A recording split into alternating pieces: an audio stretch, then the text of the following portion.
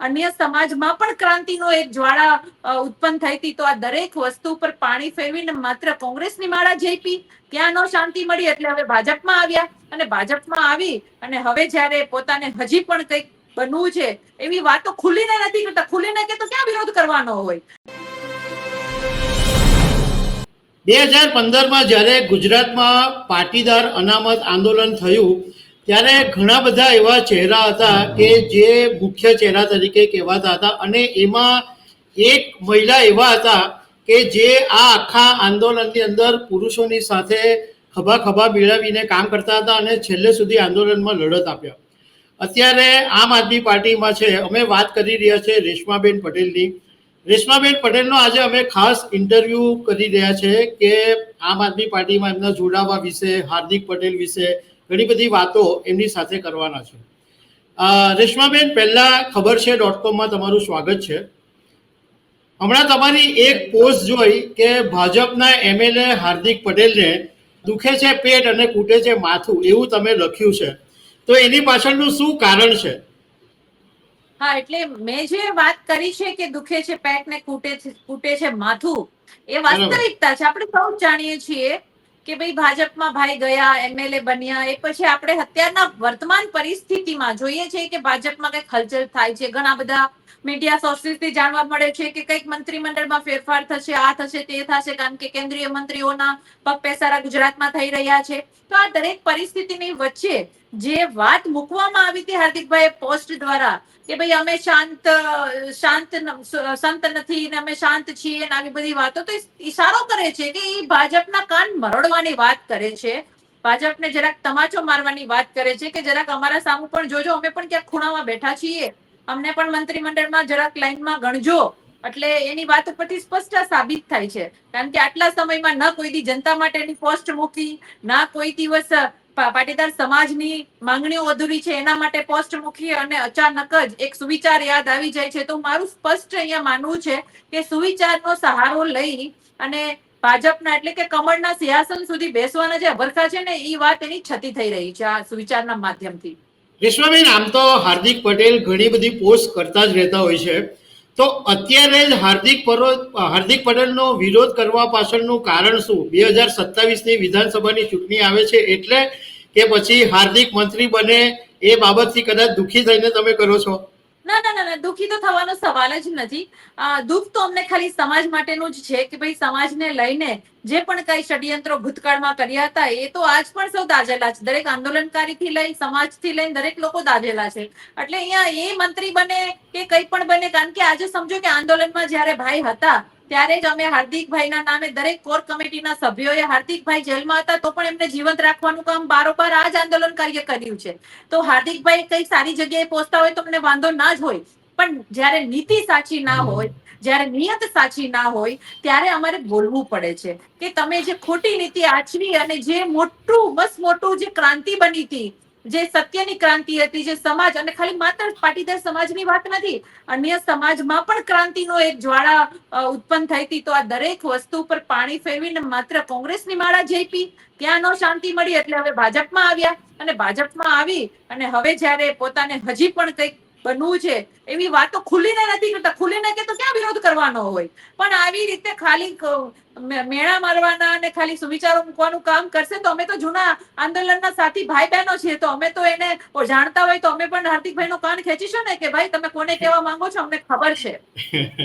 રેશમાબેન, ઘણા એક મીડિયામાં કંઈક એવું મેં વાંચ્યું કે તમે એવા આરોપ લગાવ્યા કે ભાજપમાં અને કોંગ્રેસમાં ડીલ કરીને હાર્દિક પટેલ ગયા અને ટિકિટો પણ વેચી. તો એ કેટલું સાચું છે?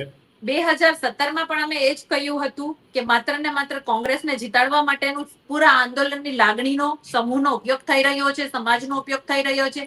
ત્યારે પણ કોંગ્રેસમાં પણ અનેક ટિકિટોના કૌભાંડો કર્યા છે. આપણે સૌ જાણીએ છીએ, મીડિયા સાક્ષી છે. મારે ખાલી બોલવાનું નથી, પણ મીડિયા પણ સાક્ષી છે.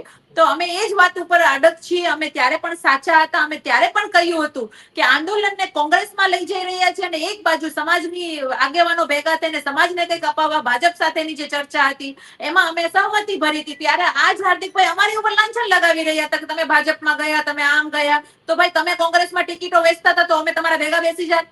અમે ટિકિટો તમે વેચો ને અમે હાય હા કરી, અમારે ખાલી નેતાઓના પ્રચાર કરવાના, કોંગ્રેસને મોટી કરવાનું કામ, અમે એના માટે આંદોલન નતું કર્યું. આંદોલન અમે સમાજ માટે કર્યું હતું. તો તમે એક સાદી ભાષામાં તમને ટૂંકમાં એટલું સમજાવી દઉં કે જ્યારે આંદોલનમાં બધા જેલમાં હતા ને ત્યારે અમે તાલુકા પંચાયત, જિલ્લા પંચાયત જીતાડવામાં કોંગ્રેસને ઇનડાયરેક્ટલી બહુ સપોર્ટ કર્યો હતો. પણ એ જીતી ગયા પછી હાર્દિકભાઈ લોકો જેલમાં હતા ત્યારે આ કોંગ્રેસ વાળાને જેટલા પણ કોંગ્રેસ પ્રેરિત હતા ને બધા બેસી ગયા ચૂપચાપ. ત્યારે અમે 21 દિવસના ઉપવાસ કર્યા હતા, જીવ બાળ્યો હતો, જીવ જોખમમાં મૂક્યો હતો, અમારા આંદોલન કર્યો, ભાઈઓ બધા રોડ ઉપર આવ્યા હતા. ત્યારે આંદોલન જીવતું થયું. તો અમે દાજેલા હતા કોંગ્રેસથી કે એક વખત તો તમને જીતાડ્યો, હજી અમે તમને વિધાનસભામાં પણ જીતાડવાના, અને કઈ પણ આપ્યા વગર, કઈ માંગણી વિશે બોલ્યા વગર. તો આ દરેક જે મતભેદો હતા, જે અમારો વિચારિત ભેદ હતો, હું તો એમ કહું છું કે એ અસત્ય હતા ને અમે સત્ય હતા. તો અમારી સત્યની લડાઈ જે હતી એમાં અમને ત્યારે જે રસ્તો અપનાવવાનો યોગ્ય લાગ્યો ત્યારે અમે ભાજપમાં ગયા હતા. અને હાર્દિકભાઈના દરેક કામ અમે ખુલ્લા મૂક્યા હતા કે હાર્દિકભાઈ આટલા ખોટા કામ કરે છે, એ સાબિત થયા. શું કામે?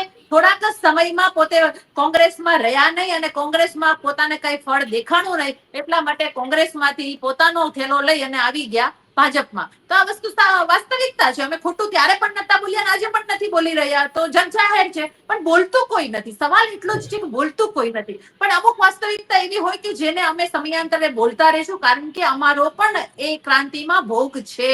અને અમે જયારે અંદર બેઠા હોય ત્યારે અંદરની રાજનીતિ પણ અમને ખબર હોય, એની કૂટનીતિ પણ અમને ખબર હોય, સમાજને ન ખબર હોય, પણ જે સાથીઓ છે એને ખબર હોય. એટલે એમાંથી અમુક સાથીઓ બોલે છે ને અમુક સાથીઓ ચૂપ છે.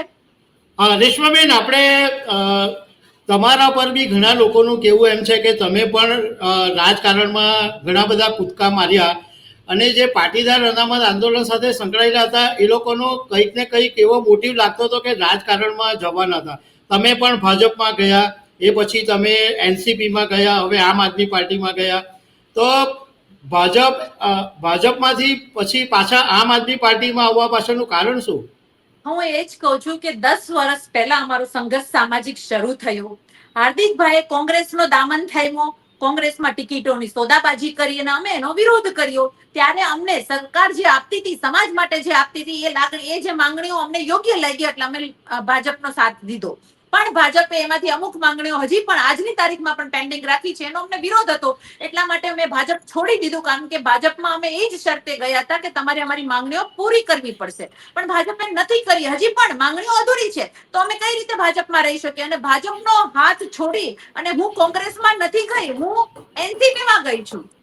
હું શું કામે એનસીપીમાં ગઈ? કારણ કે મને કોંગ્રેસની જે નિયત છે ખબર હતી.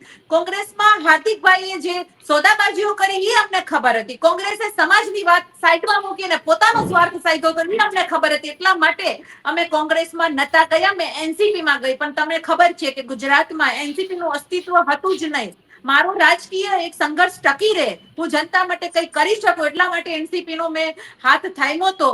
અને સમયાંતરે એનસીપી પણ પૂરું થઈ ગયું. 4 વર્ષ 5 વર્ષ મેં એનસીપી માં આપ્યા. તો હું એવું માનું છું કે મારો પક્ષ પલટો જોવાને બદલે એ પણ જોવું જરૂરી છે કે હું શું કામે પક્ષમાં ગઈ અને કેટલો સમય ટકી. અને આજે 2022માં મેં આમ આદમી પાર્ટી જોઈન કર્યું, કારણ કે ત્યારે એનસીપી નું અસ્તિત્વ ખતમ થઈ ચુક્યું હતું. તો મારે જનતા માટે કામ કરવું છે, લોકોની સેવા કરવી છે. તો મારા માટે જે સારો ઓપ્શન હશે એમાં જ હું જઈશ ને. તો આમ આદમી પાર્ટી મને સારું લાગ્યું.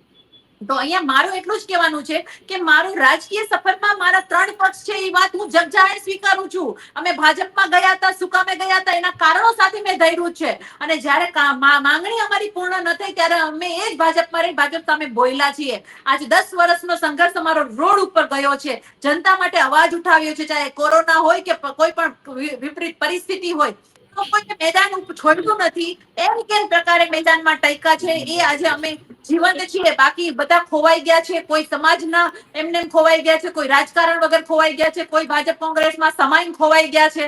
તો વસ્તુ એ જ છે કે તમે આંદોલનકારીઓનો સર્વે કરો કે કેટલા આંદોલનકારીઓ જીવતા છે, તો તમને ખબર પડશે કે આટલા આંદોલનકારીઓ જીવન છે. એની પાછળનું કારણ આ જ છે કે અમે સંઘર્ષ કર્યો અને ટક્યા છીએ અને અમે આક્રોશ પણ સહન કર્યો છે. બાકી અમે પણ આજ ઘરે બેસી ગયા હોત. રેશમાબેન, એક છેલ્લો સવાલ પૂછી લઉં કે પાટીદાર અનામત આંદોલન વખતે જે 14 યુવાનો શહીદ થયા હતા, એના માટે હજુ શું ચાલી રહ્યું છે? કારણ કે ઘણા બધા લોકો એવું કહી રહ્યા છે કે એમને ન્યાય નથી મળ્યો. હાર્દિક પટેલ પોતાના રાજકારણમાં પડી રહ્યા છે અને બીજા બધા નેતાઓ છે એ અત્યારે પોતપોતાની રીતના કામ કરી રહ્યા છે. તો આ લોકોને ન્યાય નથી મળ્યો, એ બાબતે શું કહેવું છે? એમાં એવું છે કે જે નોકરી આપવાનો વાયદો કર્યો હતો એ વાયદો પૂરો નથી કર્યો, એ સ્પષ્ટ હકીકત છે. ઘણી બધી વાર સરકારમાં રહીને પણ અમે સરકારનું કાન દંડોળવાનું કામ કર્યું હતું કે ભાઈ આ અમારું બાકી છે, પણ નથી આપ્યું. પણ અત્યારે એ જ છે ને કે મુખ્ય આંદોલનકારી ચહેરો જેને બેનરોમાં જેના ફોટા લાગતા હતા, જેની મોટી મોટી વાહવાઈ કરતા હતા, જેને અમે મોટી મોટી વાહવાઈ કરીને થાકતા નહોતા, આજ એ આંદોલનકારી ભાઈ હાર્દિક જયારે સત્તા પક્ષમાં હોય તો એની પ્રથમ ફરજ આવે છે કે સરકારને કે ભાઈ જેટલા 12 દીકરાઓ ગયા છે અમારા એ લોકોને નોકરી અપાવે. તો એ નથી બોલી રહ્યા, તો એ તો આજ પણ કઠણાઈ છે. જે બોલે છે અમે લોકો બોલીએ છીએ, બહાર રહીને બોલીએ છીએ, તો સરકાર તો અમારું સાંભળવાની નથી. પણ જેનું સાંભળી શકે એવું છે એ લોકો પણ કઈ કરતા નથી. એટલે કે હાર્દિકભાઈએ બોલવાની જરૂર છે, કારણ કે મુખ્ય ચહેરો કોણ હતા? બેનરોમાં બતાવો રેશમાબેનના કે ફોટા હોય તો બેનરોમાં ફોટા કોના લાગતા? હાર્દિકભાઈના. બેનરોમાં બતાવો અન્ય કોઈ આંદોલનકારીના ફોટા હોય તો એક પણ ફોટો તમને જોવા નહીં મળે. જે ફોટા લાગતા હતા એ હાર્દિકભાઈના લાગતા હતા. એ વસ્તુ સાબિત કરે છે કે સમગ્ર આંદોલનકારીની ટીમે હાર્દિકભાઈને મુખ્ય ચહેરા તરીકે સ્વીકાર્યા હતા. તો મુખ્ય ચહેરો જયારે પોતે સત્તામાં બેઠા છે તો એની ફરજમાં આવે છે કે એ સરકારને વાત કરે કે હજી પણ અમારી માંગણીઓ પેન્ડિંગ છે, હજી પણ અમુક કેસો બાકી છે, કેસ ખેંચવા જોઈએ. આ વાત એને કરવી જોઈએ, એટલે નથી કરી રહ્યા. તો મારું એ જ કહેવાનું છે કે માંગણીઓ તો હજી પણ અધૂરી છે, પૂરી કરાવડાવે. અમે ક્યાં ના પાડીએ, અમે તો માંગીએ જ છીએ. જી જી જી, સાંભળી રેશમાબેન, લેજો. Thank you very much, thank you.